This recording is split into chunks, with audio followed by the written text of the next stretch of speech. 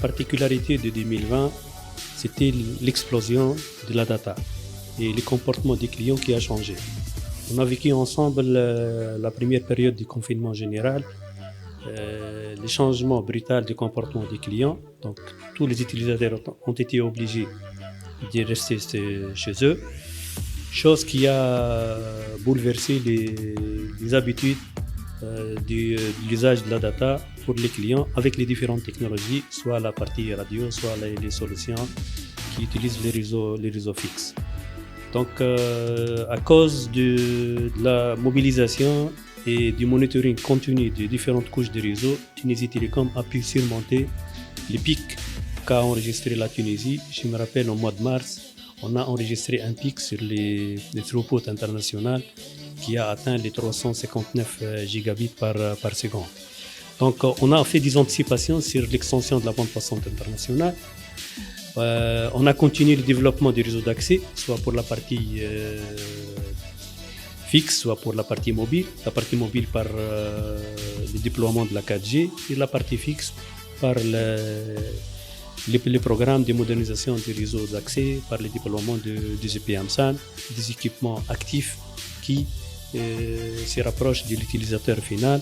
chose qui a donné une nouvelle perception pour l'expérience client,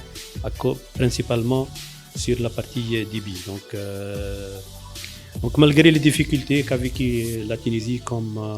tous les pays dans le monde à cause du Covid-19, donc on a géré cette période difficile, mais on a continué à percer avec les équipes régionales de Tunisie Télécom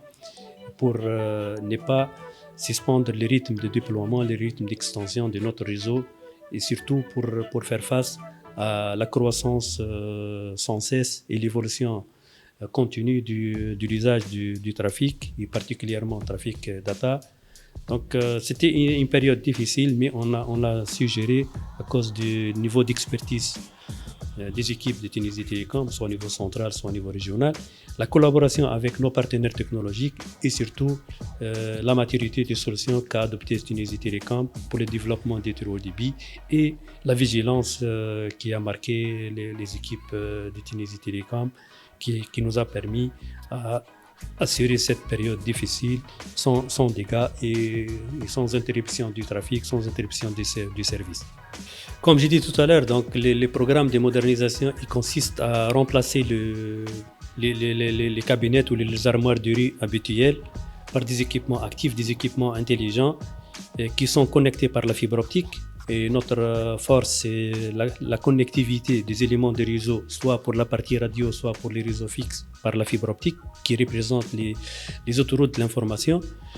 Donc, du fait que la distance entre l'utilisateur final, les clients et les équipements actifs soit réduite, ça donne une nouvelle expérience client en termes de qualité de service, en termes de débit. Donc, ça donne une autre image. Donc, ce programme a permis d'améliorer le débit moyen, ou la vitesse moyenne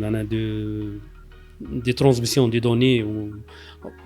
perçues par les clients finaux d'une manière très, très, très respectable. Et on a un débit moyen qui dépasse les 10 mégabits par seconde dans les différentes régions. Et on va continuer